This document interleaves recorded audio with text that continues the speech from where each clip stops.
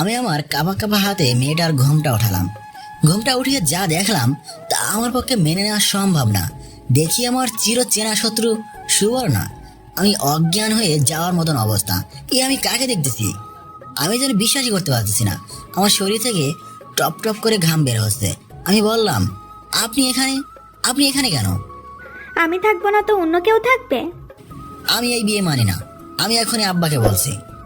সুবর্ণা আমার পাঞ্জাবির কলার ধরে বলল, কোথায় যাও চান্দু? তোমার খবর আছে। প্লিজ আপু, আমাকে ছেড়ে দেন। তুই এত দেরি করস কেন? আমি সেই কখন থেকে বসে আছি। প্লিজ আপু, আমাকে ছেড়ে দেন। আমি আর জীবনেও আপনার সামনে আসবো না, আপনাকে গালি দিব না। আমি লুচ্চা? নীলই আমাকে খেয়ে দিয়েছে। আর কি কি জানি বলছিলি? জীবনে আর বলবো না, প্লিজ আমাকে ছেড়ে দেন। ছেড়ে দেব একটা শর্তে। আপনি যা বলবেন তাই করব। সুবর্ণা আমার পাঞ্জাবির কলারটা ছেড়ে বলল, এইদিকে আয়, আমার কাছে আয়, একেবারে আমার সাথে লেগে বস। আমি সুবর্ণার সাথে লেগে বসলাম। একজনের শরীর আর একজন অনুভব করতে পারছিলাম। সুবর্ণা বলল, আমার শরীর থেকে গয়নাগুলো খুলে দে তো।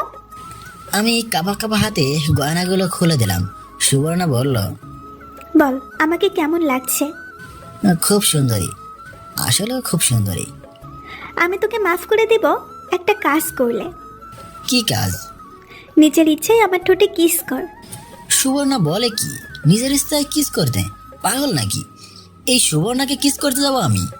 আমার শরীর রাগ উঠতেছে। আমি বললাম, রাখেন আপনার কিস, রাখেন আপনার শর্ত, যত সব ফালতু। আর আমি আপনাকে বিয়ে করছি কে বলছে? চুপ, আস্তে কথা বল। আসতে বলবো কেন? আর আপনি একটু সুন্দরী না, আপনি কালো ভূত, একবারে পেতনি। এবার কিন্তু বাড়াবাড়ি হয়ে যাচ্ছে। বাড়াবাড়ি হলেও তাতে আমার কি? ওকে বুঝছি, তোর মাথা ঠিক নেই। শোন, তুই বাথরুমে গিয়ে ফ্রেশ হয়ে আয়। এই নে কাপড়। আমি হাত থেকে কাপড় নিয়ে ওয়াশরুমে চলে গেলাম। বের হলে সুবর্ণা বলল, এই নে শুয়ে পড়। সুবর্ণার পাশে বালিশ দিয়ে বলল, পাগল নাকি? আপনার সাথে আমি শুভ? জীবনেও না। আপনার তো চরিত্রই ভালো না, পরে কি জানি কি করেন। এমন কথা শুনে সুবর্ণার মুখটা কালো হয়ে গেল। মনে হয় অনেক কষ্ট পেয়েছে। কষ্ট পেলে পাক, তাতে আমার কি? যে যেমন তার সাথে তেমনই হওয়া উচিত। সুবর্ণা মুখটা কালো করে কাপড় পাল্টাতে লাগলো। আমি একটা বালিশ নিয়ে নিচে শুয়ে পড়লাম। কিছুক্ষণের মধ্যে চোখে ঘুম চলে আসলো। সকালে ঘুম থেকে উঠেই দেখি সুবর্ণা আমাকে জড়িয়ে ধরে শুয়ে আছে। এমনভাবে শুয়ে রয়েছে, নড়তে পারছিলাম না। আমি তাকে ডাক দিলাম, এভাবে শুয়ে আছেন কেন? ওঠেন, আমাকে উঠতে দিন। আর একটু ঘুমা। আমাকে জড়িয়ে ধরেছেন কেন? আল্লাহ জানে রাতে আমার সাথে কি করেছেন। সারেন বলছি। আজ আমার আর তোর বাসর রাত। এই দিনে যদি দুইজন আলাদা শুই খুব খারাপ দেখাবে। এই জন্য প্রথম দিনে তোর সাথে শুয়েছি। খারাপ হলে হোক, আপনাকে কে অধিকার দিয়েছে আমার সাথে শোয়ার? ওঠেন ওঠেন। সুবর্ণা উঠে চলে গেল বাথরুমে। এই রুমের সাথে একটা অ্যাটাচ বাথরুম আছে, যেটা শুধু এই রুমের মানুষ ব্যবহার করতে পারবে। আমি বিছানায় উঠে শুয়ে রইলাম। সুবর্ণা বাথরুম থেকে বের হয়ে বলল, কিরে আরো ঘুমাবি? যা ফ্রেশ হয়ে নে, আমি চা নিয়ে আসছি। আমার যেটা মনে চায় করব, সেটা আপনাকে নিয়ে ভাবতে হবে না। আপনি আপনার নিজের চরকায় তেল দিন। তুই মুখে মুখে তর্ক করস কেন? আমি কি তোর খারাপ বলছি? করবো, 100 বার করবো। আপনি আমাকে আদেশ দেওয়ার কি? দেখেন আপু, আমার উপর অধিকার খাটাতে আসেন না। ওকে, তোর যা ইচ্ছা কর। এই বলে সুবর্ণা বের হয়ে চলে গেল ঘর থেকে। আমি বাথরুমে ঢুকে ফ্রেশ হয়ে বিছানায় শুয়ে পড়লাম। সুবর্ণা চা নিয়ে আসলো। আমি বললাম, আমি চা খাবো না। চা খাবি না তো কি সিগারেট খাবি? হুম। এখন থেকে যদি সিগারেটের নাম মুখে উঠেছে, তোর এই মুখ আমি পুড়িয়ে ফেলবো। দেখবো নে, আমি এখন গিয়ে সিগারেট খাবো। দাঁড়া, তোর আব্বাকে বলতেছি। না না আপু, আব্বাকে বললেন না। এখন চা খা। সুবর্ণা চা দিয়ে একটা কাগজ আমার দিকে দিয়ে বলল, নে এটা ধর। কি এটা? আমি খুলে দেখলাম 10 লক্ষ টাকার একটা চেক। আমি বললাম, এটা কিসের জন্য? এটা আমার আব্বা তোর আব্বাকে উপহার দিয়েছিল, কিন্তু তোর আব্বা নেয়নি। এখন আমি কি করব? এটা তুই তোর আব্বাকে দিস। দেখো, একে তো আপনাকে আমার ভালো লাগে না, দ্বিতীয়ত এটা আমি নিব না, কারণ পরে কিছু হলে আমাকে এই টাকার খোটা দিবেন। এমন ফালতু কথা বলিস কেন? এটা উপহার, যৌতুক না। তারপরেও এটা আমি নিতে পারবো না। এমন করিস না সাকিব। তোর আব্বার এখন টাকাটা দরকার, তোরা না ফ্ল্যাট কিনবি, সেজন্য তোদের টাকাটা দরকার। সেই চিন্তা আপনাকে করতে হবে না। প্লিজ টাকাটা নিয়ে তোর আব্বাকে দে, না হলে তোর আব্বাকে ব্যাংক থেকে ঋণ নিতে হবে। পরে ঋণ না শোধ করতে পারলে ঋণের বোঝা আরো বাড়বে। প্লিজ না করিস না, তোর আব্বার টাকাটা দরকার। ওকে দিওয়ানে। তাহলে আমি চাই তুই চা খা। আমি চা খেলাম, চা খেয়ে কি করব, কলেজ বন্ধ, কোথায় ঘুরতে যাব সেটাও সম্ভব নয়। ভাবলাম সুবর্ণ আসুক, তার সাথে মজা করা যাক। আমি বসে বসে ব্যালকনিতে গিয়ে বাজাইতেছি। কিছুক্ষণ পর সুবর্ণ আসলো আর বলল, কিরে তুই গিটার বাজাইতেছস? জানিস না গিটার বাজানো ভালো না? জানি। তাহলে বাজাস কেন? সামনে থেকে আর বাজাবি না, দে গিটার দে আর খেয়ে যা। সুবর্ণ আমার হাত থেকে গিটার নিয়ে চলে গেল। আমি খেতে গেলাম। খেয়ে দিয়ে রুমে এসে শুয়ে শুয়ে মোবাইল টিপতাছি আর কানে হেডফোন লাগিয়ে গান শুনতাছি। কিছুক্ষণ পর সুবর্ণ আসলো আর এসে বলল, কিরে কি করিস? দেখতেছেন না? সুবর্ণ আমার পাশে শুয়ে আমার সাথে একবারে নিজের শরীর লাগিয়ে বলল, দে একটা তার আমাকে দে, আমিও শুনবো। না, আপনার মোবাইল আছে না, আপনার মোবাইল দিয়ে আপনি শুনুন। তুই এখন আমাকে আপনি করে বলস? আমরা না এখন জামাই বউ? আপনাকে আমি বউ হিসেবে মানি না। এমন করস কেন? শোন, বিয়ের আগে আমি তোকে মারছি, বকছি, তোকে আমি অনেক কষ্ট দিয়েছি।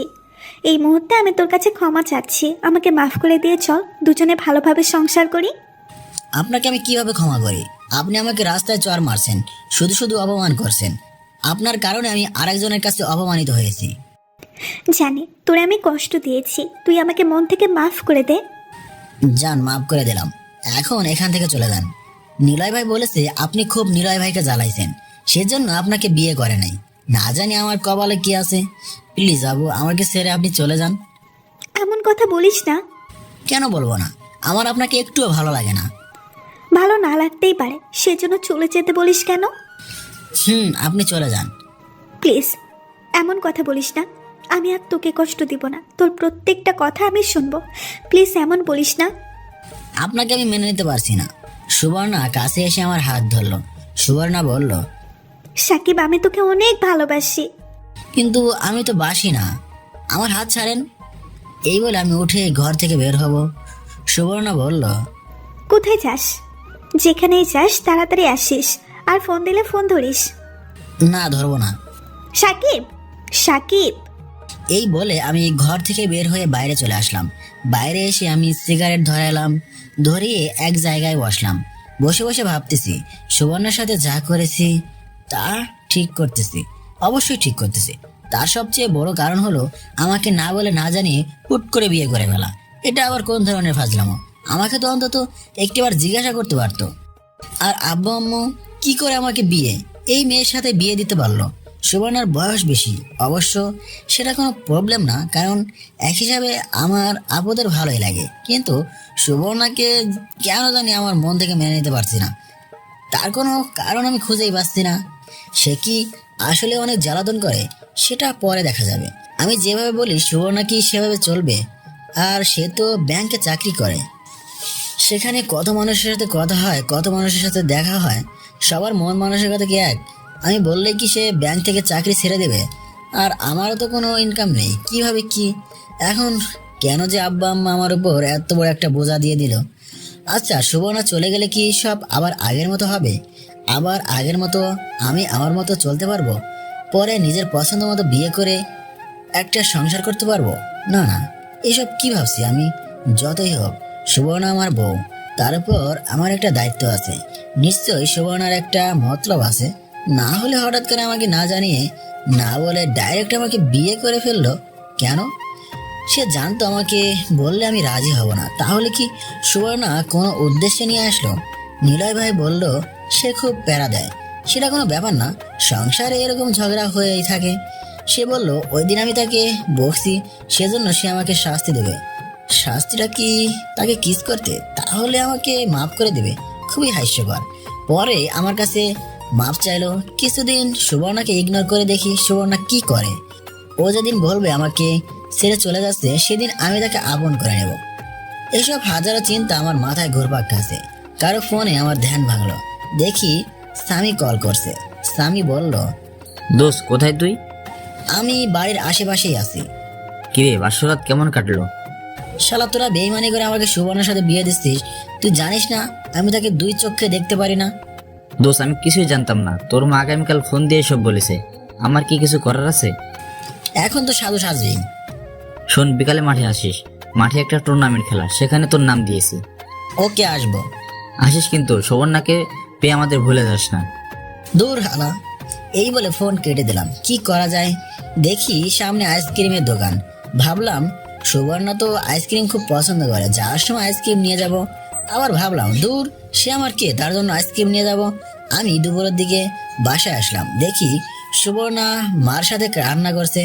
আমি আমার রুমে গিয়ে গোসল করে নামাজের উদ্দেশ্যে বের হলাম। নামাজ পড়ে রুমে এসে শুয়ে রইলাম। কিছুক্ষণ পর সুবর্ণা আসলো, বলল, খেয়ে যা। আপনাকে বলতে হবে না। হুম। আমি গিয়ে খেয়ে আসলাম। এসে ভাবলাম একটা ঘুম দেই। এসে বিছানায় শুয়ে শুয়ে মোবাইল টিপতাছি। সুবর্ণা এসে বাথরুমে ঢুকছে গোসল করার জন্য। দেখি সুবর্ণা আমাকে জড়িয়ে ধরে বেদম ঘুমাচ্ছে। আমি ভাবলাম এখন জ্বালায় বললাম। আমি তাকে আমার থেকে ছাড়িয়ে নিলাম। দেখি এসে আবার আমাকে জড়িয়ে ধরলো। ভাবতেছি ইচ্ছা করে করতেছে নাকি ঘুমের মধ্যে এমন করতেছে। এমন সময় আসরে আজান দিল। মনে হলো স্বামী তো বলেছিল মাঠে যেতে, যাই একটু ফুটবল খেলে আসি। আমি বিছানা থেকে নেমে বাথরুমে ঢুকে ফিরে এলাম। তারপর ট্রাউজার পরে রেডি হলাম বাইরে যাওয়ার জন্য। এমন সময় সুবর্ণা বলে উঠলো, কোথায় যাস? খেলতে। যাস না, আমার সাথে শুয়ে থাক, আমার ভালো লাগছে না। আপনার সাথে শুতে আমার বইয়েই গেল। আর একটু পরে যা। কেন? আমাকে একটু জড়িয়ে ধরে শুয়ে থাক, আমার ভালো লাগছে না। পাগল নাকি? ভালো লাগছে না তো আমি কি করব? এমন করিস কেন? আমার কষ্ট লাগে। এই বলে সুবর্ণা বিছানা থেকে উঠে এসে আমাকে শক্ত করে জড়িয়ে ধরলো। আমি বললাম, আরে কি করছেন, কেউ দেখে ফেলবে তো। দেখলে দেখুক। ছাড়েন বলছি। না, ছাড়বো না। ছাড়বো, আগে আমাকে জড়িয়ে ধর। দূর। এই বলে আমি ধাক্কা দিয়ে তাকে ছাড়িয়ে নিলাম। ঘর থেকে বের হয়ে আসলাম। আস্তে আস্তে ভাবতে লাগলাম, এখন মেয়ের পাল্লায় পড়লাম আমি। আসলে তার কি দোষ? সবাই তো বিয়ের পর এগুলো করে, কিন্তু আমার কেন জানি তাকে ভালো লাগে না। মন চায় তার থেকে দূরে দূরে থাকতাম। বউ হলেই কি, অথচ অন্য কোনো মেয়ের প্রতি আমার কোনো ইন্টারেস্ট নাই। যাকে দেখি সুবর্ণার চেয়ে সুন্দরী না। যাই হোক, এসব ভাবতে ভাবতেই আমি মাঠে চলে আসলাম। খেলাধুলা করে বাসার উদ্দেশ্যে রওনা দিলাম। বাসায় এসে ফ্রেশ হলাম, দেখি সুবর্ণা নাই। মাকে জিজ্ঞাসা করলে বলে সাদে গিয়েছি মরিয়মের সাথে। ভাবলাম সাদে কি করে এত মানুষের মাঝে? তোর সেসব ভেবে লাভ নাই, ও যেটা মনে চায় সেটাই করুক। মাগরিবের নামাজ পড়ে রুমে আসলাম, দেখি মার সাথে কি যেন করতেছে। আমি রুমে এসে একটা গল্পের বই পড়তেছি। এমন সময় সুবর্ণা সীমায় নিয়ে রুমে প্রবেশ করলো আর বলল, নে, সেমাইটা খেয়ে নে। খাবো না। তুই না জীবনেও ভালো হবে না। এদিকে আয়, আমি খাইয়ে দেই। আমার সাথে এরকম করতে আসেন না, আমি খাবো না। সুবর্ণা গরম সময় চামচ দিয়ে ফু দিয়ে ঠান্ডা করে মুখের কাছে এনে দিল আর বলল, হা কর। না। হা কর বলছি। না। সুবর্ণা অনেকক্ষণ ধরে চামচ আমার মুখের সামনে দিয়ে ধরে রাখলো। আমার হা করা আশায় দেখি আমি হা করছি কিনা।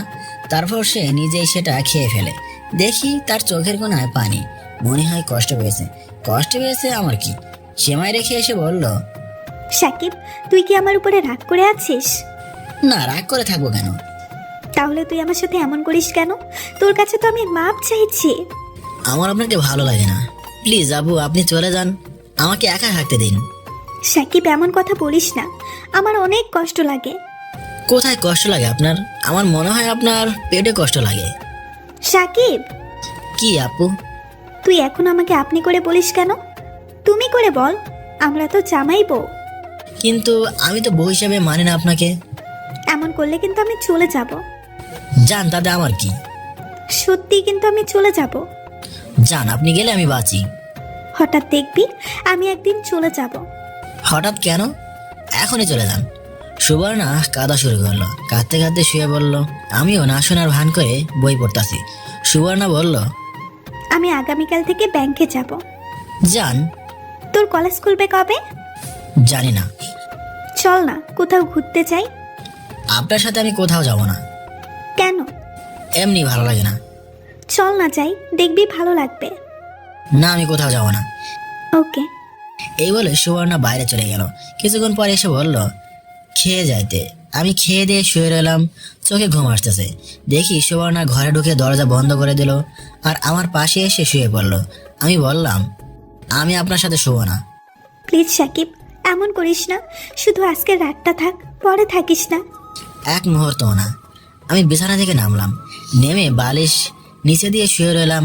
সুবর্ণা উপরে শুয়ে রইল। আমি অনেকক্ষণ এদিক সেদিকে করে ভাবলাম, যাই আজকে রাতটা সুবর্ণার সাথে শুই।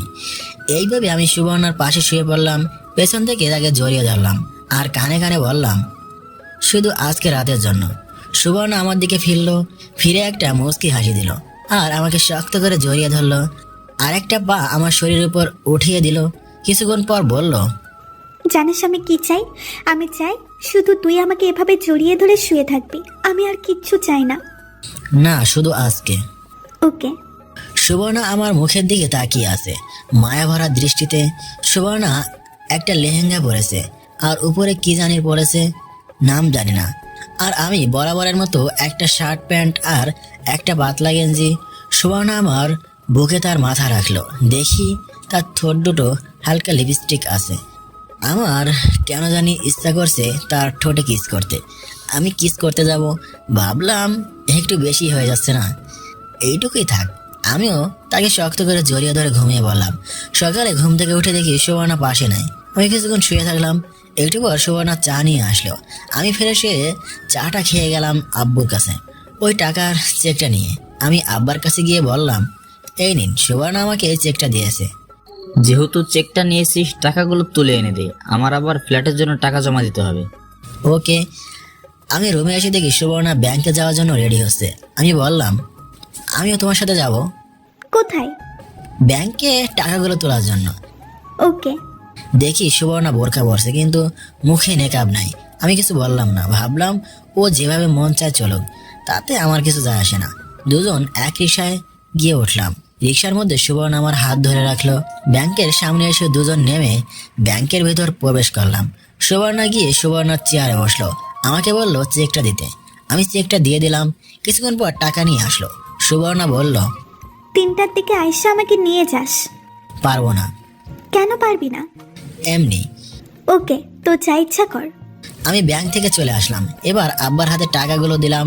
রুমে এসে শুয়ে শুয়েই বই পড়তাছি আর ভাবতেছি, সুবর্ণা এখন হারে হারে বুঝতে পারবে সাকিবের মতো না নিয়ে বিয়ে করে নিজের পায়ে কোড়াল মারছে।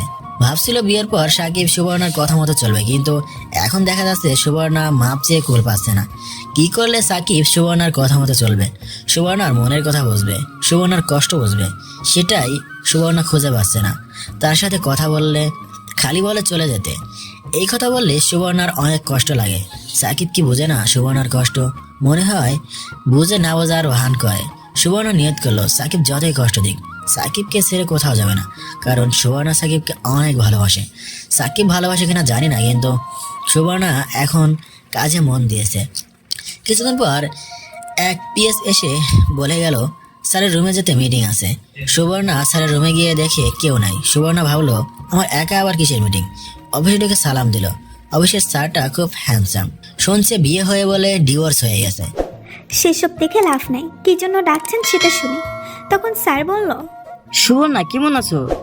জি স্যার, ভালো। তুমি বললে বিয়ে করেছো? জি স্যার। ছেলে কি করে? পড়াশোনা করে।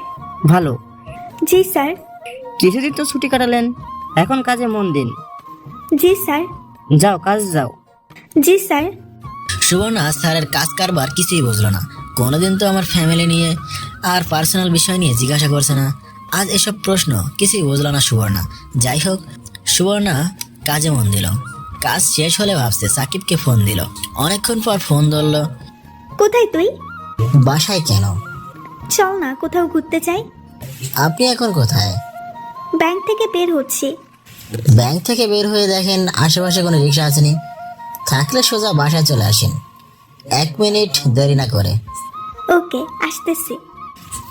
আপনি আসলে আমি বাইরে যাব। কোথায় যাবি? খেলা আছে। কেন, ওইখানে না গেলে হয় না? কবে জানি তোর পা ভাঙে। আরে ভাঙবে না, তাড়াতাড়ি আসেন। ওকে। সুবর্ণা ভাবলো সাকিবের এটুকুই কথাতে কেন জানি ভালো লাগছে। সাকিব বলছে তাড়াতাড়ি বাসায় যেতে, এটাই সুবর্ণার জন্য অনেক কিছু। সুবর্ণা রিক্সা নিয়ে বাসার উদ্দেশ্যে রওনা দিল। আমি শুয়ে শুয়ে গল্পের বই পড়তাছি। বই পড়তে পড়তে আমার চোখে ঘুম চলে আসলো। দরজায় টোকায় ঘুম ভাঙলো, দেখি সুবর্ণা এসে দরজা লাগিয়ে দিল। এসেই আমার সামনে কাপড় পাল্টাতে শুরু করলো। আমি বললাম, আরে আরে কি করছেন? আমি আসি, দেখছেন না? তুই আছিস তো কি হয়েছে? তুই দেখলে সমস্যা কি? তোর জন্যই তো সব। আরে পাগল নাকি? আমি একজন ছেলে। জানে তুই ছেলে, তুই আমার জামাই।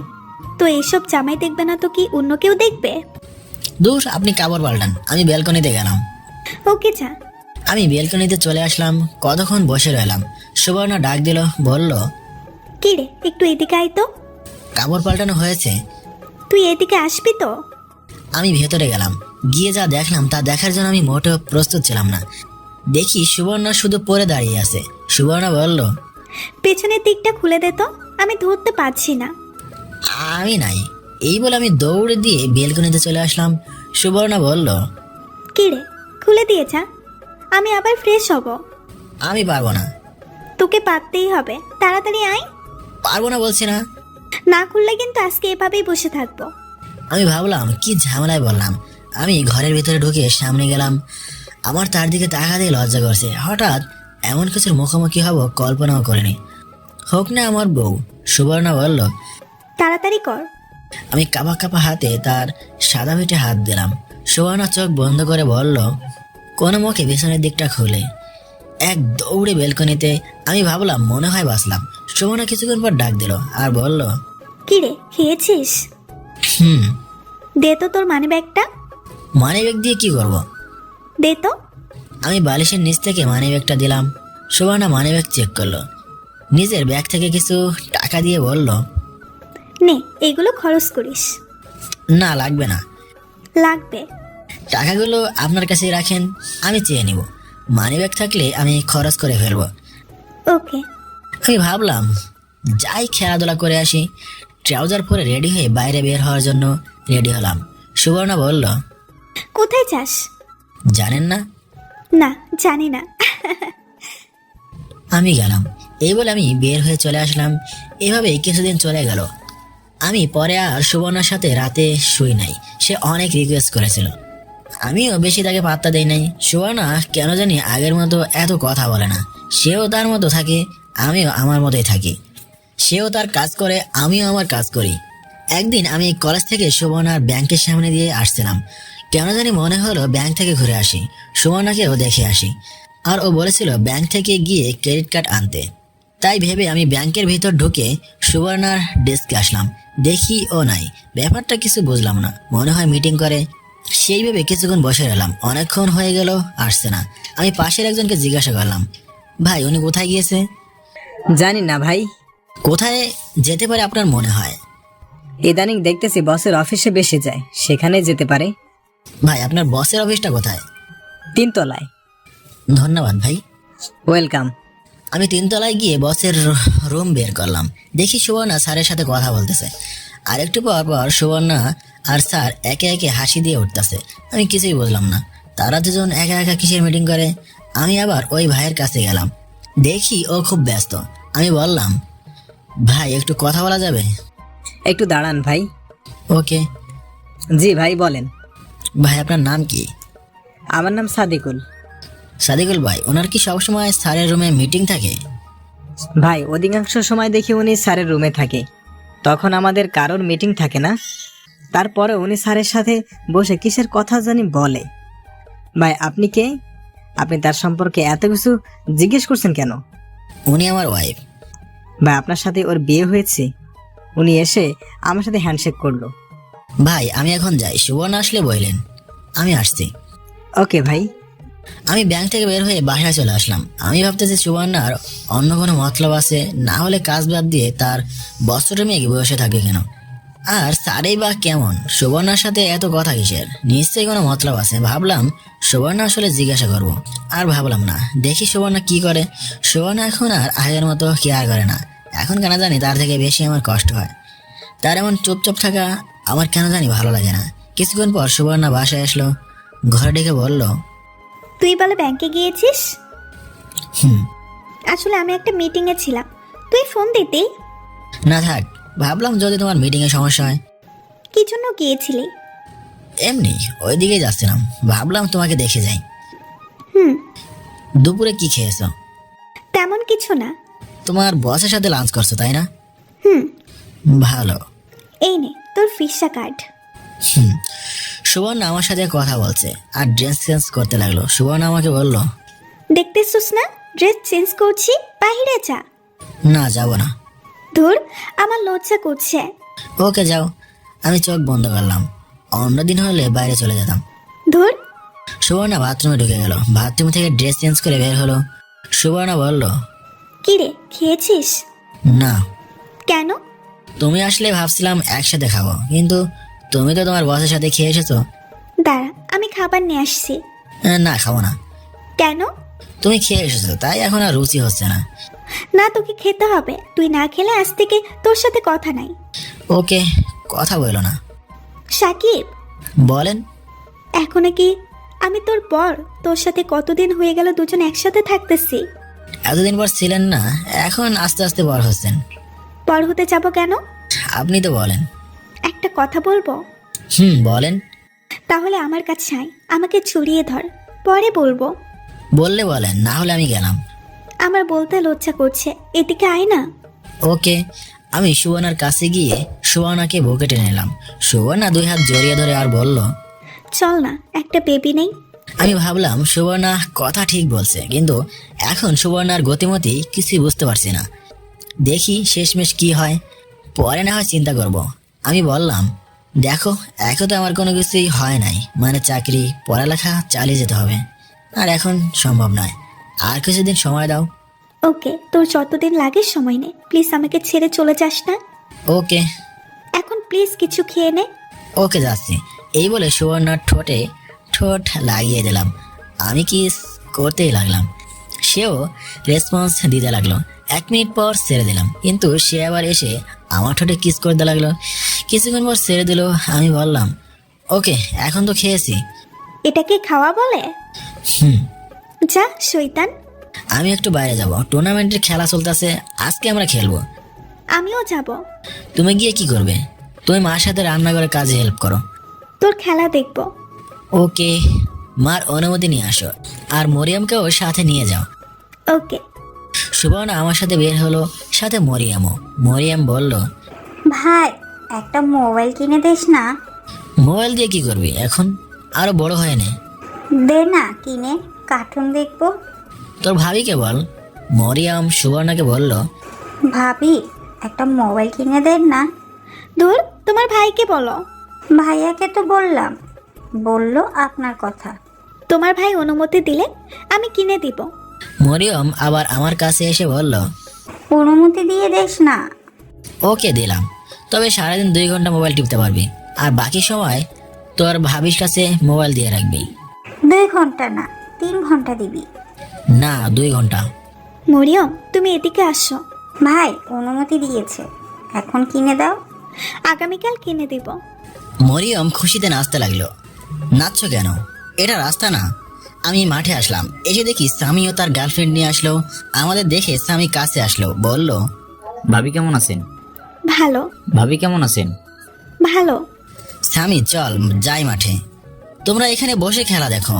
আমি আর সামি মাঠে আসতে আসতে জিজ্ঞাসা করলাম, কি রে আর কয়দিন? দোস্ত সর্বোচ্চ 2টা ম্যাচ, আর কয়টা ম্যাচ খেলতে হবে? আরো 4টা ম্যাচ খেলতে হবে, 2টা জিতলে সেমিফাইনাল। তোর কি মনে হয় আর কয়দিন টুর্নামেন্ট চলবে? আরো 1 মাস তো লাগবেই। ওরে বাবা, আমি ছোট থেকেই ফুটবল খেলা পছন্দ করতাম। কলেজে ফুটবল টুর্নামেন্ট হলে ওইখানে আমি ছিলাম। সামি খুব ভালো খেলে। আমি মিডফিল্ডার, সামি স্ট্রাইকে থাকে। খেলার মাঝখানে বিপক্ষ দলের একজন আমাকে পায়ে বাড়ি দেয়, আমি পড়ে যাই। মোটামুটি ভালোই ব্যথা পাই। খেলার শেষের দিক দিয়ে ওই বিপক্ষ দলের ছেলেটাকে সামি গিয়ে বাড়ি দেয়। এর 1 মিনিট পরেই খেলা শেষ। আমরা ম্যাচ জিতে 1-0। খেলা শেষ হলে দেখি সুবর্ণারা এখনো দাঁড়িয়ে আছে। আমি কাছে গেলে সুবর্ণা বলল, খেলার মাঝখানে দেখলাম তুই পড়ে গেছস, ব্যথা পাইছস দেখি। আরে তেমন কিছু না, বাড়ি চলো। আমি হাঁটতে হাঁটতে বাড়ি আসলাম। এসে সুবর্ণা বলল, জানি সুবর্ণা দেখলে বকাঝকা করবে, সেজন্য দেখাতে চাচ্ছিলাম না। দেখি তোর পাটা। আরে কিছু হয় নাই। দেখাবি নাকি তোর মাকে গিয়ে বলবো? কিছু হয় নাই তো কি বলবা? দেখাইলে সমস্যা কি? ওকে দেখো। আমি ট্রাউজার উপর তুলে দেখলাম অনেকখানি জায়গা কালো হয়ে গেছে। সুবর্ণা বলল, জানতাম এরকম কিছু একটা হয়েছে। দেখছস কালো হয়ে গেছে। তোর এত করে বলেই খেলার দরকার নেই, এখনো কি ছোট আসস? হয়েছে, থাক, আর বলতে হবে না। সুবর্ণা বরফ এনে সেখানে দিল আর বলল, সামনে থেকে আর খেলার দরকার নেই। না, খেলবো। তুই কি আমার কথা শুনবি না? পরে আবার ব্যথা পাবে। চুপ করো না এখন। সুবর্ণা সুন্দর করে বরফ লাগিয়ে দিল। আমি গোসল করে পড়তে বসলাম। সুবর্ণা মায়ের সাথে গিয়ে রান্নার কাজে হেল্প করতে লাগলো। একটু পর হালকা নাস্তা নিয়ে গেল। কিছুক্ষণ পড়ালেখা করে ভাবলাম বাইরে থেকে একটা সিগারেট খেয়ে আসি। সুবর্ণা আসলে বললাম, আমি একটু বাইরে থেকে ঘুরে আসি। এখন কোথাও যাওয়ার দরকার নেই, বসে বসে পড়। না, যাব। কেন এখন বাইরে যাবি? আমি একটা সিগারেট খাইতে। ধুর, তুই কি জীবনে ভালো হবি না? না। এখন যদি যাস তাহলে তোর মার কাছে বলে দিব তুই সিগারেট খাস। এই বলে আমি বাইরে চলে আসলাম। আমি জানি সুবর্ণা বলবে না। আমি সিগারেট খেয়ে বাসায় আসলাম। আসার সময় মরিয়মের জন্য আর সুবর্ণার জন্য আইসক্রিম নিয়ে আসলাম। সুবর্ণা আইসক্রিম পেয়ে মহা খুশি আর বলল, তাহলে এই ছিল তোর মনে? হুম, ভাত খেয়ে যা। আসতেছি। আমি খেয়ে দিয়ে রুমে এসে গল্পের বই পড়তাছি। আমি নিচে শুই, বরাবরের মতোই আজকেও নিচেই শুইলাম। সুবর্ণা এসে দেখে আমি নিচে শুয়ে আছি। তখন সুবর্ণা বলল, কি রে, আজকেও নিচে শুবি? কেন, আজকে কি কোনো স্পেশাল দিন নাকি? না, উপরে শো। না। হয় তুই আমার সাথে উপরে শো, নয়তো আমি তোর সাথে নিচে শুইব। আমি এটাই চাইছিলাম, তোমার যা ইচ্ছা করো। সুবর্ণা আমার পাশে বালিশ দিল আর গিয়ে কাপড় চেঞ্জ করলো। সুবর্ণা এতক্ষণ সেলোয়ার কামিজ পরা ছিল, সেগুলো চেঞ্জ করে একটা লেহেঙ্গার হাতা কাটা গেঞ্জি পরলো। তাকে অনেক সুন্দর লাগছিল। সুবর্ণা আমার পাশে শুয়ে পড়লো আর পেছন থেকে জড়িয়ে ধরলো আর আমার ঘাড়ে মাথা রাখলো। সুবর্ণা বলল, সাকিব, এইদিকে ফির। কেন? আরে ফির না। ওকে। আমি সুবর্ণার দিকে ফিরলাম। সুবর্ণা আমার দিকে তাকিয়ে আছে। এভাবে তাকিয়ে আছো কেন? এমনি, তোকে দেখতে ইচ্ছে করছে। কি? দাঁড়াও, দেখাচ্ছি মজা। এই বলে আমি সুবর্ণাকে কোলে তুলে নিলাম। সুবর্ণাও আমার গলায় ধরলো। আমি তাকে বিছানায় নিয়ে ফেললাম। আমিও তার পাশে শুয়ে পড়লাম। সুবর্ণাও আমাকে জড়িয়ে ধরলো। আমিও আমার সুবর্ণাকে জড়িয়ে ধরলাম এবং তার কপালে চুমু খেলাম। ভাবলাম আসলেই সুবর্ণা আমাকে সত্যি মনে হয় খুব ভালোবাসে আর আমি তাকে খুবই ভালোবাসি।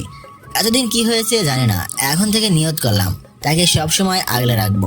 সে আমার জন্য অনেক কষ্ট সহ্য করেছে। এখন থেকে নিয়ত করলাম তাকে আর কোনো কষ্ট সহ্য করতে দেব না। তাকে আমি সত্যি অনেক ভালোবাসি। এসব কথা ভাবতে ভাবতে ঘুমিয়ে গেলাম। সুবর্ণা পড়ছে বিপদে। সুবর্ণার ব্যাংকের ম্যানেজারের কারণে অকারণে অধিকাংশ সময় সুবর্ণাকে অফিসে বসিয়ে রাখে। এটা সেটা আজাইরা কথাবার্তা বলে আর মাঝে মাঝে এমন যোগ বলে না এসে থাকতে পারে না সুবর্ণা। সুবর্ণা স্যারকে নাও বলতে পারে না। একদিন সুবর্ণার ম্যানেজার সুবর্ণাকে জিজ্ঞাসা করলো, তোমার ওই পিচ্ছি জামাই কি তোমাকে খুব ভালোবাসে? ওই সময় সাকিবের সাথে সুবর্ণার সময় খারাপ যাচ্ছিল, তাই সুবর্ণা বলল, ভালোবাসে স্যার। আমার মনে হয় ভালোবাসে না। আপনার এরকম মনে হয় কেন? দেখো, এসব আমরা পিছনে ফেলে এসেছি, সব বুঝি আমরা। যদি তোমার তাকে ভালো না লাগে তাহলে তুমি তাকে ছেড়ে দাও। সুবর্ণা তখন আর কিছুই বলে নাই। বাড়িতে এসে আম্মার সাথে রান্নাঘরে কাজ করতেছে। আম্মা জিজ্ঞাসা করলো, মা, তুমি এরকম সব সময় মুখ গোমরা করে থাকো কেন? তেমন কিছু না আম্মা। আমি সব বুঝি মা, জানি তোমার সাথে সাকিবের সময় ভালো যাচ্ছে না। মা, এখানে আমাদের কিছু করার নেই। একে তো আমরা তার অনুমতি ছাড়াই তোমাকে তার সাথে বিয়ে দিয়েছি। এখন যদি তাকে গিয়ে কিছু বলি তাহলে সে সম্পূর্ণ দোষ দিবে আমাদের। সুবর্ণা কেঁদে দিল এবং আম্মুকে জড়িয়ে ধরে কেঁদে কেঁদে বলতে লাগলো, আমি জানি আম্মা, সাকিব একদিন আমাকে ঠিক বুঝবে, আমার গুরুত্ব বুঝবে। সে খুব ফ্রেশ মাইন্ডের ছেলে। আমার মনে হয় তোমাকে সে খুব ভালোবাসে। একটু ধৈর্য ধরো মা। আমি তাকে খুব ভালোবাসি আম্মা। আমি জানি না মা, এখন কেঁদো না। আর শোনো, সামনের মাসে আমরা এই ফ্ল্যাট ছেড়ে দিয়ে নতুন ফ্ল্যাটে চলে যাব। না আম্মা, আপনারা যান। সাকিবের সাথে ঝামেলা শেষ করে আমরা আসবো, আর এই ফ্ল্যাটের ভাড়া আমি দেব। কেন মা, শুধু শুধু অপচয় করব? আমাদের সাথে নতুন ফ্ল্যাটে চলো। না আম্মা, সাকিবের সাথে ঝামেলা মিটমাট করে আমরা আসবো। প্লিজ আম্মা, না কইরেন না। ওকে, তোমার যা ইচ্ছা করো। ওকে আম্মা, এই জন্য আপনাকে আমার এত ভালো লাগে। যাও, সবাইকে বলো খাবার খেতে। আচ্ছা আম্মা। সুবর্ণা সবাইকে খাবার খেতে ডাকে। আর কিছুদিন পর জানি সাকিবের কি হলো। ব্যাংক থেকে আসার পর সুবর্ণাকে খুব কেয়ার করতে শুরু করে। সুবর্ণা ভাবলো সাকিব মনে হয় সুবর্ণাকে বুঝতে পারছে, এটাই সুবর্ণা চায়। এর কিছুদিন পর সুবর্ণা অফিসে কাজ করতেছিল। পিএস এসে বলে গেল অফিসের কিসের মিটিং আছে সবার। সুবর্ণা অফিসের মিটিংয়ে গেল, গিয়ে সবার সাথে বসলো। মিটিংয়ে স্যারের কথা শুনে সবাই খুশি, কারণ স্যার বলেছে সামনে 2 সপ্তাহ পর ব্যাংকের পক্ষ থেকে একটা ভ্রমণ আছে, 2 জন থেকে 3 জন সাথে নিতে পারবে। এটা শুনে সবাই হাততালি দিল, কারণ সবাই চেয়েছিল একটা ভ্রমণ হোক, আর সেটা হলো কক্সবাজার। 3 রাত 2 দিন, মানে 1 রাতে সেখানে যাওয়া, আর 1 রাত সেখানে থাকা, আর 1 রাত সেখান থেকে আসা। আর যারা যারা সেখানে যাবে তাদের আলাদা একটা স্যালারি দেওয়া হবে, কারণ ব্যাংকের মেন শাখার বস যিনি বাংলাদেশে এই ব্যাংকটা পরিচালনা করেন তিনি সেখানে থাকবেন এবং তিনি সেখানে বক্তব্য রাখবেন, সেজন্য সেখানে সবাইকে থাকতে হবে। মিটিং শেষ হলে সুবর্ণার আর খুশি ধরে রাখে কে, কারণ সাকিব আর সুবর্ণা একটা ফ্রিতে ট্যুর হয়ে গেল। আর মন চাইলে মরিয়মের সাথে নিয়ে যাবে, ওর এখন স্কুল বন্ধই। সুবর্ণা ভাবতেই কি যে ভালো লাগছে। ভাবলো এই খুশি সংবাদটা আগে সাকিবকে দিয়ে নিই, আর ভাবলো না এই খুশি সংবাদটা সুবর্ণা অন্যভাবে দিতে চায়। ঘড়ির দিকে তাকিয়ে দেখে আরো 1 ঘন্টা আছে 3টা বাজতে। 1 ঘন্টা কাজ করে বাসায় এসে রুমে ঢুকে আমি পরের দিন ঘুম থেকে উঠে কলেজে গেলাম। কলেজ থেকে এসে বাসায় শুয়ে রইলাম, তারপর ঘুমিয়ে গেলাম। কতক্ষণ ঘুমালাম জানি না। ঘুম থেকে উঠে দেখি সন্ধ্যা ছুঁই, দেখি সুবর্ণা নামাজ পড়তাছে, মনে হয় মাগরিবের নামাজ।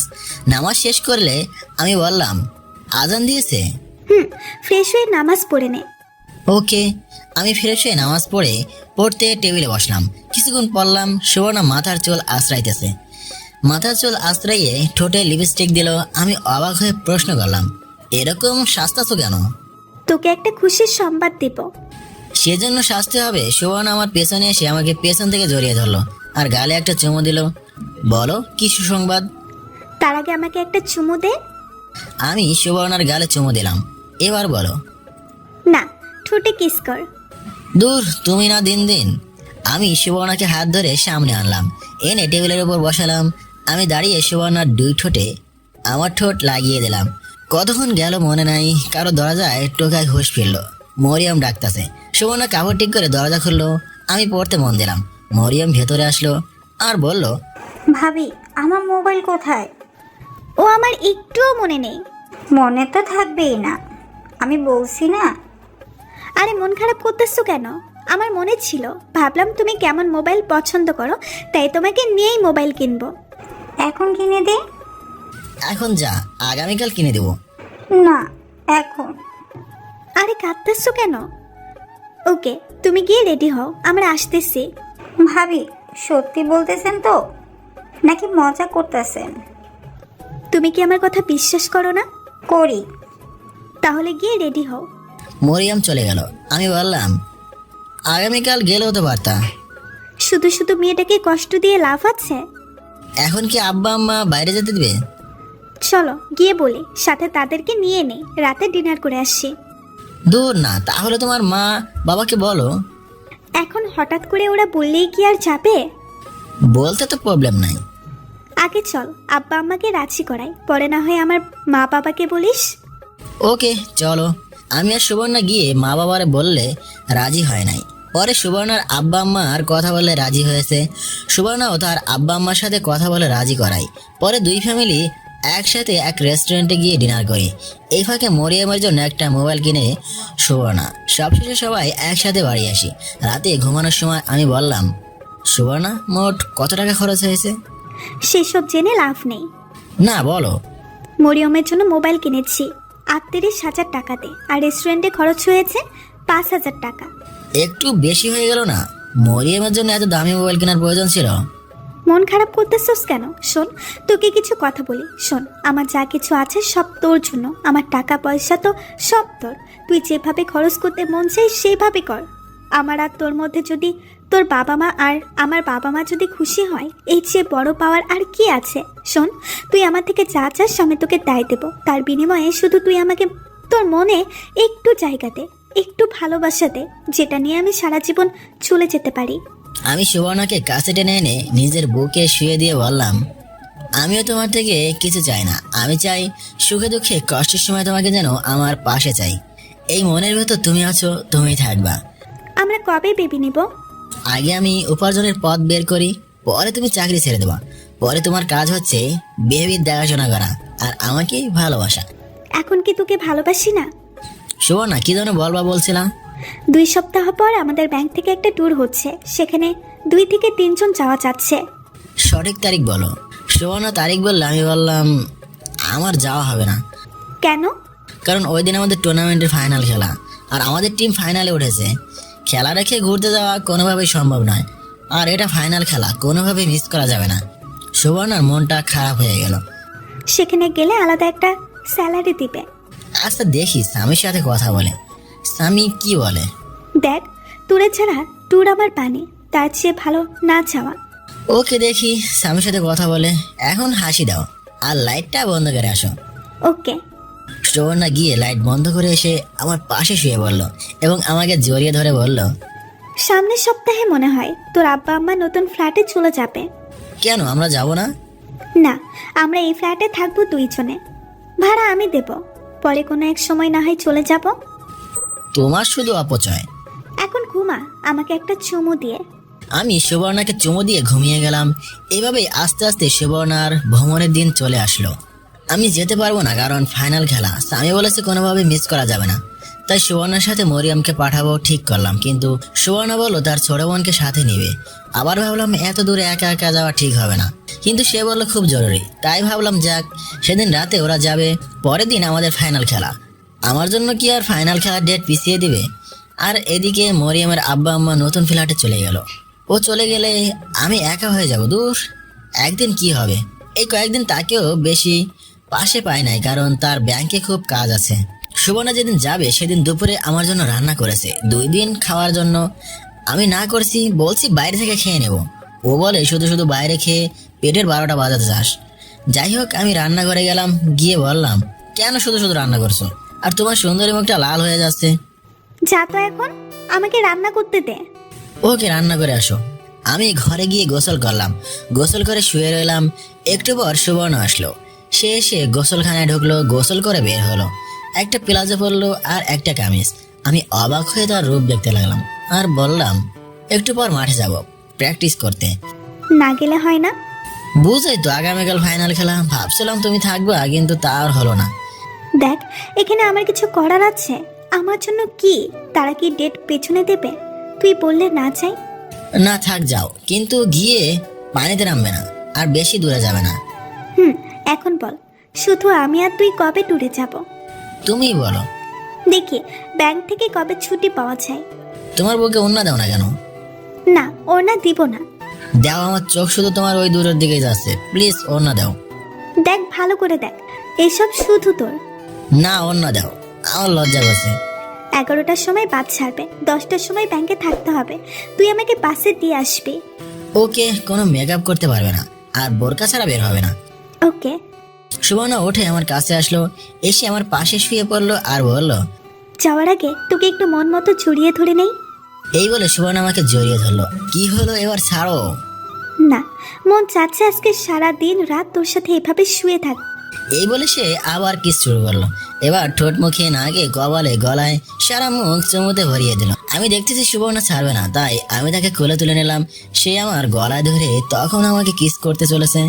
আমি কোলে করে দরজার সামনে নিয়ে আসলাম, এসে তাকে কোল থেকে নামিয়ে দরজা খুলে বাইরে বেরিয়ে আসলাম।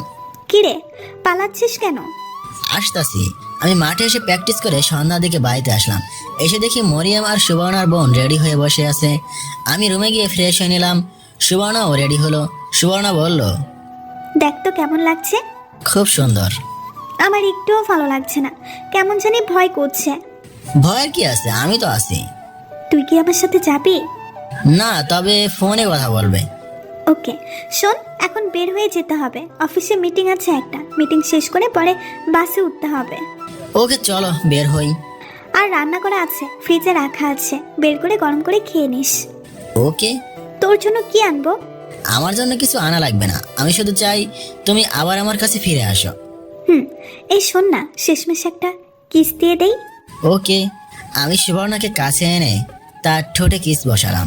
কিছুক্ষণ পর ছাড়লাম। সুবর্ণা বলল, মন চাচ্ছে না তোকে ছেড়ে চলে যেতে, তোকে ছাড়া কি করে থাকবো। আরে একদিনই তো, দেখবে চলে যাবে। চল রেডি হয়ে নে। আমি রেডি। চল তাহলে বের হই। আমরা রিক্সা দিয়ে প্রথমে ব্যাংকে আসলাম। রিক্সায় আমি আর সুবর্ণা একসাথে বসলাম। সুবর্ণা সারাক্ষণ আমার হাত শক্ত করে ধরে রাখলো। বিদায় দেওয়ার সময় সুবর্ণার চোখের কোণে পানি দেখলাম। ও আমাকে কত ভয় পাচ্ছে, যদি আমি সারা জীবনের জন্য চলে যাই তখন কি করবে। আসলে বাস্তবতা তার উল্টো। আমরা সবাই জানি কার জন্য কোনো কিছু থেমে থাকে না। যাই হোক, তাকে বিদায় দিয়ে বাড়িতে আসলাম। ভাবলাম এখন ইচ্ছা মতো সিগারেট খেতে পারবো, তাই বাড়িতে 1 প্যাকেট ব্যঞ্জন নিয়ে নিলাম। বাড়িতে এসে মনের ইচ্ছা মতো সিগারেট টানতে লাগলাম। এমন সময় সুবর্ণা ভিডিও কল দিল। আমি ফোন ধরলাম আর সুবর্ণা বলল, কি রে, খেয়েছিস? না। এখন কি করিস? আমি সিগারেট দেখলাম। আমি জানতাম আমি গেলে তুই ইচ্ছে মতো সিগারেট খাবি। হুম। এই তুই শেষবারের মতো সিগারেট খেয়ে নে, আর কোনোদিন যদি দেখি তোর খবর আছে। ওকে, শেষবারের মতো খেয়ে নেই। ওরা কোথায়? ওরা দুজনকে এক সিটে দিয়েছে, আর আমি বসছি আরেকজনের সাথে। দেখি কে সে। সুবর্ণা ক্যামেরা ঘুরিয়ে দেখালো পাশে আরেকজন মেয়ে। আমি বললাম, তার কাছে মোবাইলটা দাও তো। কি বলবি? তুমি দাও। সুবর্ণা মোবাইল দিল। আমি বললাম, আপু আপনি তো সুবর্ণাকে চেনেন, আমি ওর হাজবেন্ড। প্লিজ আপু, তাকে একটু দেখে রাখবেন, সে যেন একা একা কোথাও না যায়। আরে আমি ওকে কি দেখবো, ওর খেয়াল রাখার জন্য তো বসই আছে। কি বললেন আপু? তখন সুবর্ণা বলল, ওকে, আমি কোথাও যাব না, আর ভালো করে খাওয়া দাওয়া করিস। এখন রাখি। আরে আমার কথা শোনো। এই বলে সুবর্ণা ফোন কেটে দিল। আমি ওই মেয়েটার কথা স্পষ্ট শুনতে পেয়েছি। আমি ভাবছিলাম সুবর্ণা আগের মতো কি এখনো বসের সাথে কথা বলে। আগে ভাবছিলাম আমি তাকে ইগনোর করাতে সে বসের সাথে টাইম পাস করছে, কিন্তু তারপর থেকে তো আমি তাকে আর ইগনোর করিনি। সুবর্ণা কি ইচ্ছে করে বসের সাথে আলাপ করে? আমার যেদিন ফাইনাল খেলা সেদিন তাদের ট্যুর দিল যাতে আমি না যেতে পারি আর তারা মনের মতো আনন্দ করতে পারে, কিন্তু সুবর্ণার আচার আচরণে তো সেরকম কিছু বোঝার উপায় নেই। তাহলে কি সুবর্ণা আমাকে ধোঁকা দিল? আমি বিশ্বাস করতে পারছি না। ভাবলাম এখন তাকে এসব বলে রাগারাগি করে লাভ নেই, পরে ওইখানে গিয়ে কোনো অঘটন ঘটাতে পারে। তার চেয়ে ভালো সে বাড়িতে আসুক, তারপর তাকে ঠান্ডা মাথায় জিজ্ঞাসা করব। আমি আরেকটা সিগারেট খেলে মাথাটা একটু টেনশন মুক্ত হলো। পরে ঘুমিয়ে গেলাম। পরের দিন সকালে সুবর্ণার সাথে একটু একটু কথা বললাম। বিকালের দিকে ফাইনাল খেলা, সেখানে আমাদের পারফরমেন্স অনেক ভালো হলো, যার কারণে আমরা ম্যাচটা জিতে যাই 2-1 গোলে। সন্ধ্যার পরে শুয়ে মোবাইল টিপতেছিলাম, আমাদের জেতার কয়েকটি ছবি সুবর্ণার হোয়াটসঅ্যাপে দিলাম। সুবর্ণাকে বুঝতে দিলাম না আমার মনের কথা। ভাবলাম ফেসবুকে কয়েকটি ছবি আপলোড দেই। ফেসবুকে ঢুকে টাইমলাইন চেক করছিলাম। একটা পোস্টের উপর আমার চোখ আটকে যায়। দেখি সুবর্ণা আর তার বস একসাথে ছবি তুলে ফেসবুকে পোস্ট করেছে। আইডি চেক করে দেখি তার বসের আইডি। আমার কলেজায় গিয়ে আঘাত লাগলো। এটা আমি কি দেখছি? আমার কেন জানি বিশ্বাস হচ্ছে না। সুবর্ণা এমন কাজ কি করে করতে পারলো? কেন জানি অনিচ্ছা সত্ত্বেও চোখ দিয়ে পানি বের হচ্ছে। এখন তাকে কিছু বলবো না, সে ঠিকমতো বাড়িতে আসুক, পরে না হয় এটার ফয়সালা করব। আমি আবার ঘুমিয়ে গেলাম। সুবর্ণা তার পাশের মেয়েটার প্রতি প্রচন্ড রাগ হচ্ছে। সাকিবের ফোন কেটে দিয়ে সুবর্ণা বলল, আমার খেয়াল রাখার জন্য বস আছে, এই কথার মানে কি? তো বসই তো আপনার ভালো খেয়াল রাখে, সারাক্ষণ বসের অফিসে বসে থাকেন। কখন দেখছেন আপনি? অনেকদিন আগে দেখছি না। তো এই কথা আপনাকে কে বলছে আমার হাজবেন্ডকে বলতে? বোকা পাইয়া সুন্দর একটা ছেলেকে বিয়ে করে ফেলেছেন, তার সত্য কথা জানা উচিত না? চুপ, যত সব ফালতু। কেন যে বস এদেরকে ব্যাংকে চাকরি দেয়, খালি মানুষের সংসারে ঝামেলা করার জন্য বসে থাকে। এখন তো ফালতু বলবেনই, কারণ সত্যি কথা বলছি না। আর একটা কথাও বলবেন না। সুবর্ণাদের কক্সবাজার আসতে সকাল হয়েছে। সবাই হোস্টেল বুকিং করা রুমে চলে গেল। একটু পর মরিয়ম তারা বলল বিচে যাবে। সুবর্ণা তাদের নিয়ে বিচে আসলো। বিচে তারা এসে অনেক খুশি। সুবর্ণা তাদের বলে দিল পানিতে না নামতে। একটু পর খেয়াল করলো তাদের অফিসের অনেকেই বিচে আসলো। অনেকেরই তাদের ওয়াইফ নিয়ে, আবার একটা ছেলে মেয়ে নিয়ে। কে জানি সুবর্ণাকে বলে ডাক দিল। সুবর্ণা চেয়ে দেখে তার বস বলল, তোমার জামাই কোথায়? সে আসেনি। এমন একটা ট্যুরে তোমাকে সে একা আসতে দিল? স্যারও একটা টুর্নামেন্টের ফাইনাল খেলা আছে, সেজন্যও আসেনি। সে তোমার হাজবেন্ড হয়, তার কাছে খেলা বড় নাকি তুমি বড়? তার আসা উচিত ছিল। হুম। আমার মনে হয় সে তোমাকে ভালোবাসে না। দেখো, সে এখনো ছোট, সে এখনো তোমার গুরুত্ব বোঝে না। প্রয়োজন ফুরিয়ে গেলে তোমাকে ছুঁড়ে ফেলে দিবে।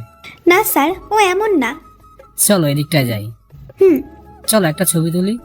বস বলাতে সুবর্ণা না করতে পারলো না। বস ছবি তুললো তার মোবাইল দিয়ে। আমি তোমাকে কিছু কথা বলতে চাই। জি স্যার, বলেন। দেখো, তোমার ওই ছোট হাজবেন্ডটা তোমাকে না ভালোবাসবে না তোমার কেয়ার করবে। প্রয়োজন শেষে অন্য কোনো মেয়ে দেখে চলে যাবে, তার চেয়ে ভালো সময় থাকতে সাবধান হও। স্যার বুঝলাম না। মানে যদি তুমি তোমার হাজবেন্ডকে ভালো না লাগে তাহলে আমি আছি, তুমি আমার কাছে আসতে পারো। বসের মুখ থেকে এমন কথা বের হবে সুবর্ণা কল্পনাও করেনি তখন। আর সাকিবকে ছাড়া সুবর্ণা কিছুই কল্পনা করতে পারে না। সাকিবই সুবর্ণার সব। সুবর্ণা চুপচাপ দেখে বস বলল, তোমাকে আমি চাপ দিচ্ছি না, আজকে ভালোভাবে চিন্তা করে আমাকে জানাও। ওকে, আমি যাই। এই বলে বস চলে গেল। সারাদিন এদিক সেদিক ঘুরে চলে গেল। পরের দিন আবার বসের সাথে হোটেলে দেখে বস বলল, তো সুবর্ণা, কি চিন্তা ভাবনা করলা? সুবর্ণা কোনো দ্বিধায় ছাড়াই বলতে লাগলো, না স্যার, আমি তাকে ছাড়তে পারবো না। তাকে ছাড়া আমি কিছুই কল্পনা করতে পারি না। সাকিবের জন্য আমি সব ছেড়ে দিয়ে দেব। সে যদি আমাকে ব্যবহার করে ফেলে দেয় তাহলে সেটা ভেবে নেব আমার কপাল ভালো না। বাঁচলে তার জন্য বাঁচবো, মরলে তার জন্যই মরবো। সাকিবকে আমি ভালোবাসি স্যার, তাকে ছাড়া আমি থাকতে পারবো না। Sorry sir. ভেবেচিন্তে বলছে তো? জি স্যার, আমি তার স্ত্রী আর আমি তাকে খুবই ভালোবাসি। এখন না বুঝলে সে কয়েকদিন পর সে ঠিকই বুঝবে। তোমার এই একটাই দোষ, তুমি মানুষকে অন্ধের মতো বিশ্বাস করো। নীলাকে বিশ্বাস করেছিলে না, সে তোমাকে কি দিয়েছে? উল্টা তোমার জীবন থেকে 5টি বছর কেড়ে নিয়েছে। বুঝবা, একদিন ঠিকই বুঝবা। না স্যার, সবাই তো আর নিলয়ের মতো না। আর আমি সবাইকে অন্ধের মতো বিশ্বাস করি। এই অন্ধকেই সে একদিন পথ দেখাবে। তুমি চাইলে আরো কয়েকদিন সময় নিতে পারো। না স্যার, আমার আর সময় লাগবে না। এটাই আমার ফাইনাল সিদ্ধান্ত। আশা করি এই বিষয়ে আমাকে আর বিরক্ত করবেন না। আর শিওর? জি স্যার। ওকে। এই বলে বস চলে গেল। সুবর্ণা ভাবলো, এই বস নিজের বউয়ের খেয়াল রাখতে পারে না, নিজের বউ ডিভোর্স দিয়ে চলে যায়, এখন আসছে আমার খেয়াল রাখতে। যত সব ফালতু। রাতে তাদের বাস ধরে। বাসায় আসতে আসতে অনেক রাত হলো। এসে দরজায় টোকা দিল। সাকিব দরজা খুলে দিল। সাকিব কিছু না বলে আবার ঘুমিয়ে গেল। সুবর্ণাও ফ্রেশ হয়ে সাকিবের পাশে শুয়ে পড়ল। সকালে ঘুম থেকে উঠে দেখি সুবর্ণা আমাকে জড়িয়ে ধরে দিব্যি ঘুমাচ্ছে। আমি তার মুখের দিকে তাকালাম, ভাবলাম নিষ্পাপ মুখ, মিথ্যা বলতে পারে না। ভাবলাম এখন ঘুমাক, পরে জিজ্ঞাসা করব। আমি গিয়ে ফ্রেশ হয়ে নাস্তা রেডি করলাম। পরে সুবর্ণাকে ডাক দিলাম নাস্তা করতে। সুবর্ণা উঠে ফ্রেশ হয়ে নাস্তার টেবিলে আসলো। আমার শরীর রাগে গজগজ করতেছে। পরপুরুষের সঙ্গে রাত কাটিয়ে এসে আমার পাশে শুয়ে ঘুমালো, আর আমি তাকে নাস্তা বানিয়ে খাওয়াচ্ছি। আমার মুখের এমন অবস্থা দেখে সুবর্ণা বলল, কি রে, তুই মুখ এরকম গুমরা করে রাখছস কেন? চুপ, একদম চুপ। তুমি এক্ষুনি এই বাড়ি থেকে বের হয়ে যাও। তোমাকে আমার একটুও প্রয়োজন নেই। আমি মোবাইল থেকে ছবি বের করে সুবর্ণাকে দেখালাম। শোন, তুই আমার কথা শোন। তোমার কথা আমি বিন্দু পরিমাণ বিশ্বাস করি না। আমি আগেও দেখেছিলাম তোমার সাথে তোমার বসের খুব ভাব, কিন্তু আমি ভাবছিলাম সেটা আমার ব্যর্থতা। আমি তোমাকে ভালোবাসতে পারিনি। তখন ঠিক করেছিলাম তোমাকে আর কষ্ট দেব না। এরপর থেকে তুমি বলো আমি তোমার কথার অবাধ্য হয়েছি। দেখ, বস যদি আমাকে ডেকে অফিসে বসিয়ে রাখে সেটাতে আমার কোনো দোষ আছে? আমার প্রচন্ড রাগ উঠে গেছে। রাগ উঠলে আমি কি বলি আমি নিজেই জানি না। এসব বস যদি বলে চলো রুম ডেটে যাই, তখন তো বলবা বস বলেছে না করতে পারবো না। সি সুবর্ণা, আমি তোমাকে সত্যি ভালোবেসেছিলাম। আর কক্সবাজার গিয়ে তোমরা কি কি কি করছো আল্লাহ ভালো জানে। তোমার সাথে আমি এক মুহূর্ত থাকবো না। এখন এই বাসা ছেড়ে চলে যাও। তুই মাথা ঠান্ডা কর, আমি তোকে ব্যাপারটা বুঝিয়ে বলছি। এখন কত কিছু বানিয়ে বলবা। আমি উঠে রুমে চলে আসলাম। এসে সিগারেট ধরাইলাম। সুবর্ণা আমার পাশে এসে বসলো আর বলল, সুবর্ণা ভ্রমণে গিয়ে বসের সাথে যা যা হয়েছে সব সাকিবকে বলল।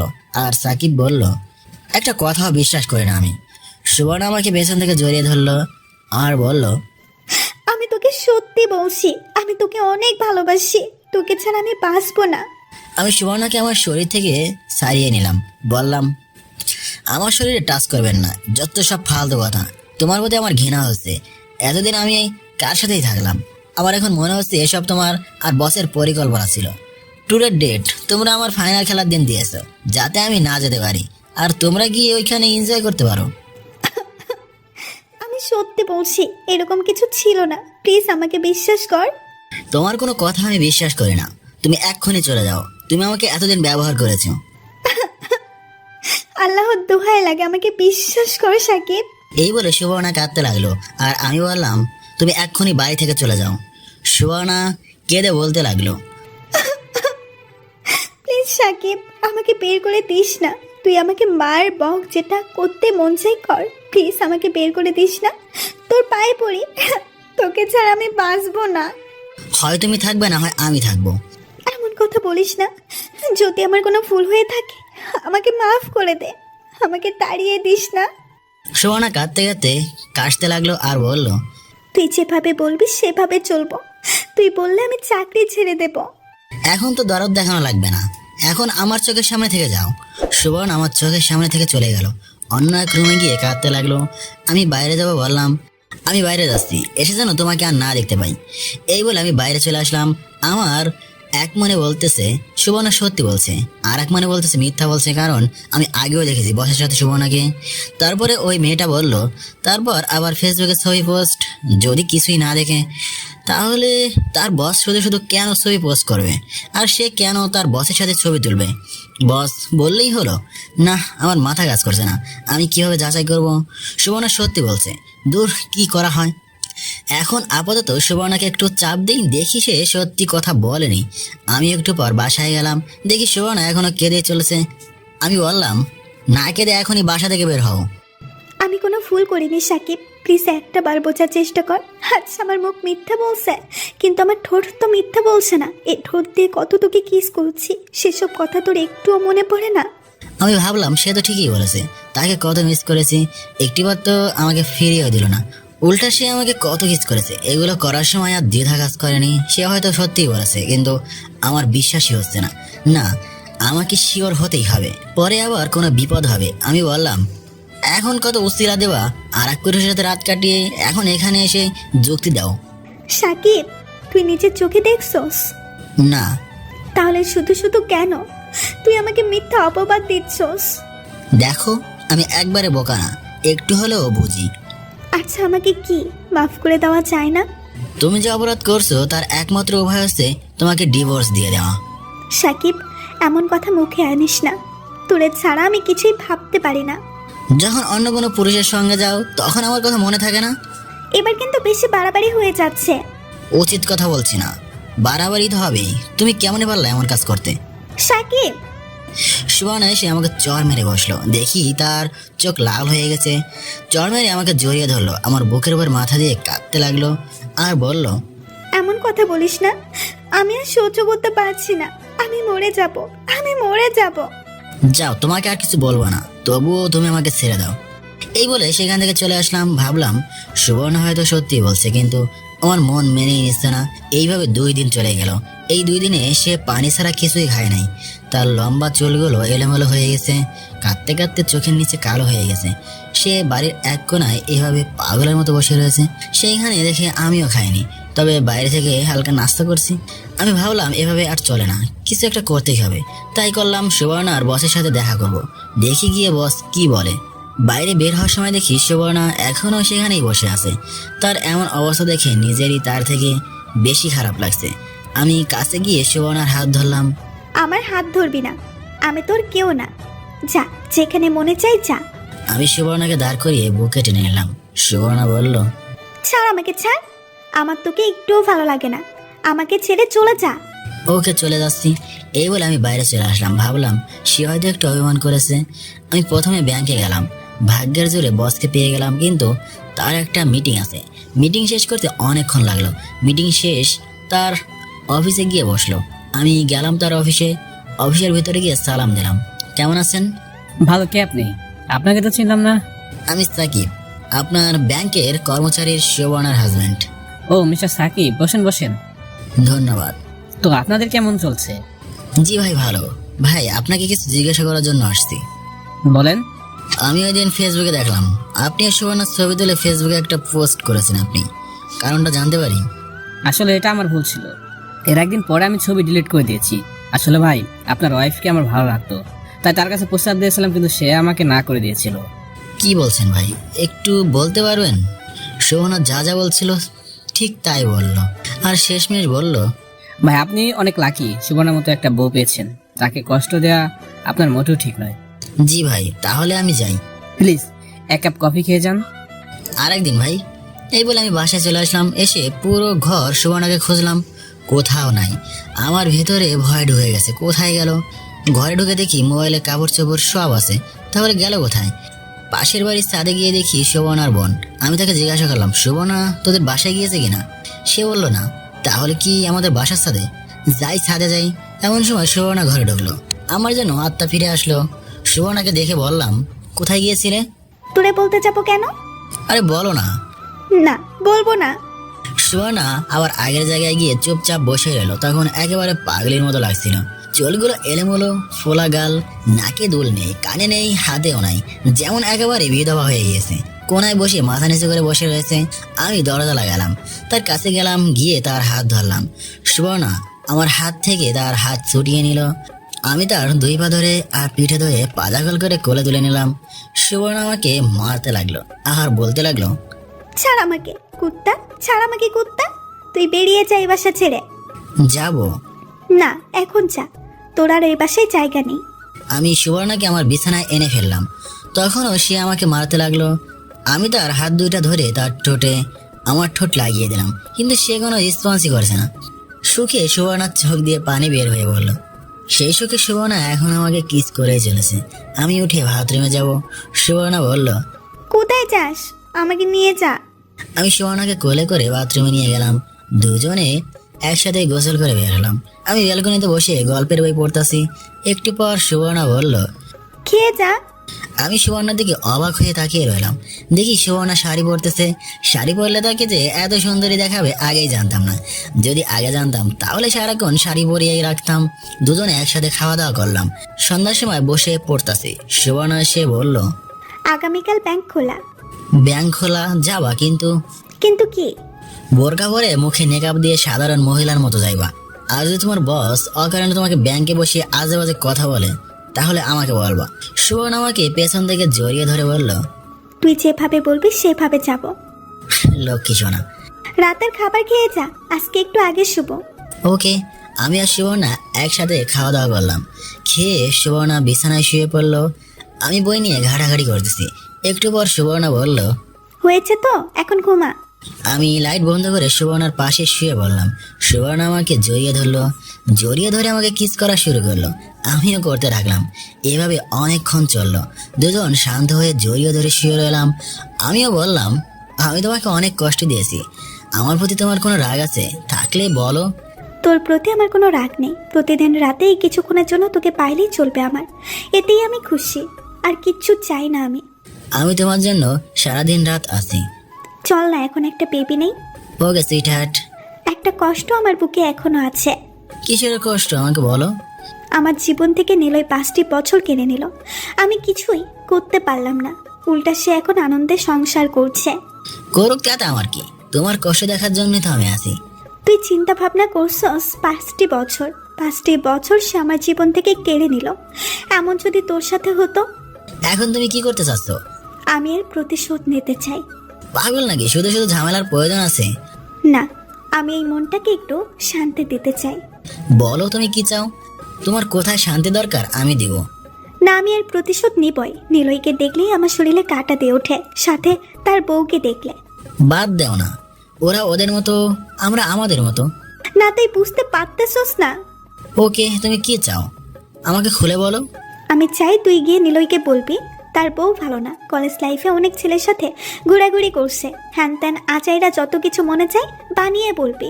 আর আমি তার বউয়ের কাছে গিয়ে নিলয়ের নামে যত সব আচাইরা কথাবার্তা বলে তাদের মধ্যে ঝগড়া লাগিয়ে দেবো। এরপর দুজনে বাসা ছেড়ে আমাদের সেই বাসায় চলে যাবে। এটা কি ঠিক হবে? ঠিক হবে। নিলয় এটার যোগ্য। ওকে, বলবো না। কবে এই বাসা ছাড়বি? তুমিই বলো। এই মাস শেষ করে যেদিন বাসা ছাড়বো এর আগের দিন নিলয়ের মধ্যে ঝামেলা লাগিয়ে দুজনেই ভাগবো। ওকে, কিন্তু আজকে রাতে তুমি ঘুমাতে পারবা না। কেন?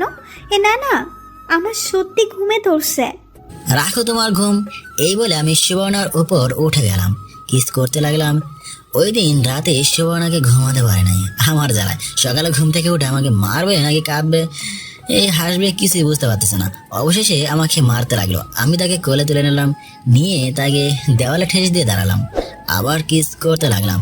সুবর্ণা বলল, ছাড়বি আমাকে? আজকে ব্যাংক থেকে ছুটি নেও না? বস ছুটি দেবে না। ট্রাই করে দেখো না। নে, তুই ফোন দিয়ে বল আমার শরীর ভালো না। আমি তার বসকে ফোন দিলাম। কেমন আছেন ভাই? আমি সুবর্ণার হাজব্যান্ড। জি ভালো, আপনি কেমন আছেন? আমি ভালো, কিন্তু সুবর্ণার শরীরটা ভালো না। ওর খুব বমি বমি ভাব আর জ্বর। তার কি আজকে ছুটি দেওয়া যাইবে? তাকে মোবাইলটা দেন। সে এখন ঘুমাইতেছে। ওকে, আগামীকাল যেন ঠিক টাইমে চলে আসে। সুবর্ণা ছুটি পেয়ে নাচতে লাগলো এবং লাফ দিয়ে কোলে উঠে গেল। আমি টাল সামলাতে না পেরে বিছানায় পড়ে গেলাম। সেখানে আমাকে পাগলের মতো কিস করতে শুরু করলো। ওই দিন আমি তার জ্বালায় ঘুমাতে পারিনি। এইভাবে মাসের শেষ হয়ে আসলো। এই কয়েকদিন আমরা খুব মজা করেছি। সুবর্ণা শিখিয়ে দিল নিলয় ভাইকে গিয়ে কি কি বলতে হবে। আমি নিচে গিয়ে নিলয় ভাইয়ের জন্য অপেক্ষা করছিলাম। একটু পর নিলয় ভাই আসলো। আমি বললাম, ভাইয়া একটু কথা বলা যাবে? বলো। আপনার বউয়ের নাম সোনিয়া না? আপনার বউ ওই দিন আমার সামনে পড়েছিল। আপনার বউকে দেখে আমার পুরোনো দিনের কথা মনে পড়ে গেছে। মানে কি? ভাই, এই বাসায় আসার আগে আমি এই কলেজে পড়তাম। এই কলেজে সোনিয়া পড়তো। তো হয়েছেটা কি? ভাই, ওর নামে কলেজে অনেক সুনাম ছিল। সুনাম থাকতেই পারে, ও খুব ভালো ছাত্রী ছিল। কে বলেছে আপনাকে? একদম বাজে ছাত্রী ছিল, আর 1 নম্বরের বদমাইশ ছিল। কত ছেলে যে তার জন্য কলেজ ছাড়ছে হিসাব নেই, আর কত ছেলের সাথে যে রুম ডেটে গিয়েছে তারও কোনো হিসাব নেই। পরীক্ষার আগে স্যারদেরকে ভয় দেখিয়ে প্রশ্ন নিয়ে ভালো রেজাল্ট করতো। তার আগের কথাগুলো মনে হলে আমার শরীরের কাঁটা দিয়ে ওঠে। যত সব ফালতু কথা। ভাই, বুঝবেন এক সময়। জানি, তুমি এখন যাও তো। আমি চলে আসলাম। বাসায় এসে সুবর্ণাকে সব বললাম। সুবর্ণা বলল, আমাদের কাজ শেষ। আমি নিলয়ের নামে যত সব মিথ্যা কথা বানিয়ে তার বইয়ের কানে দিয়ে এসেছি। এখন তাদের ঝগড়া দেখে কে? আমার যে কি খুশি লাগতেছে। যদি তাদের ঝগড়াটা একটু শুনতে পারতাম তাহলে মনটা আরো শান্তি লাগতো। মনে হয় না নিলয় ভাই আমার কথা বিশ্বাস করছে। না করুক, কিন্তু সন্দেহ তো করবে। এখন আমাদের কাজ শুধু কেটে পড়া। সেটাই। পরের দিন আমরা আমাদের বাসায় চলে আসলাম সবকিছু নিয়ে। এদিকে আমার পরীক্ষা শেষ হলো। এখন চাকরির ইন্টারভিউ দিতেছি। সুবর্ণার অফিসে বলে ঢোকানো যাবে না। 4 মাস চাকরির জন্য ঘুরলাম, এই রেজাল্টে চাকরি হবে না। বাধ্য হয়ে হাল ছেড়ে দিলাম। এদিকে সুবর্ণার পেটে বাচ্চা চলে আসলো। পরে আমি আব্বার কাছ থেকে কিছু টাকা নিয়ে সুবর্ণার কিছু টাকা দিয়ে একটা ব্যবসা দিয়েই মোবাইলের দোকান। তখন সুবর্ণাকে বললাম চাকরি ছেড়ে দিতে। সুবর্ণা বলেছিল আরও চাকরি করবে। আমি বললাম, তুমি এতদিন কষ্ট করেছো, এখন বসে রেস্ট নাও আর আমাদের বেবিটার যত্ন নাও। সুবর্ণা আমার কথা শুনলো। কিছুদিন পর আমাদের একটা ছেলে হলো। তখন আমার খুশি দেখে কে একটা জিনিস আমার কাছে অবাক লাগলো। এই একটা উপহার দেওয়ার জন্য সুবর্ণা কত কষ্ট করলো। নিলয় ভাইয়ের কাছ থেকে ধোকা খেয়ে আমার কাছে আসলো, আমাকে না জানিয়ে বিয়ে করলো, আমার কাছ থেকে কত কষ্ট পেল। তারপরেও সুবর্ণা চালিয়ে গেছে। মেয়েরা পারেও এটা বলতে হবে। অনেকে বলে তাদের ধৈর্য শক্তি কম। স্বামীকে এই একটা উপহার দেওয়ার জন্য তারা কত কষ্ট সহ্য করে। আসলে আল্লাহ তাদের এমনভাবে সৃষ্টি করেছে, হাসির বদলে আমার চোখ দিয়ে পানি চলে আসলো। কিছুদিন পর সুবর্ণা বলল, চল না একটা ট্যুর দেই। নাদিম একটু বড় হয়ে নিক পরে যাব। নাদিম বড় হতে হতে আরেকটা বেবি চলে আসবে, পরে আর যাওয়াই হবে না। চল না যাই। ওকে দেখি। আজ সুবর্ণা 2 সন্তানের জননী। সবকিছু ঠিক, কিন্তু সমস্যা একটাই, 2 সন্তানের জননী হয়ে সুবর্ণা এখন আমাকে তুই করে বলে। গল্পটি ভালো লাগলে অবশ্যই লাইক, কমেন্ট, শেয়ার করুন। ভিডিওটি দেখার জন্য আপনাদের অনেক ধন্যবাদ। এরকম আরও রোমান্টিক গল্প পেতে আমাদের চ্যানেলটি সাবস্ক্রাইব করে সাথেই থাকুন। ধন্যবাদ।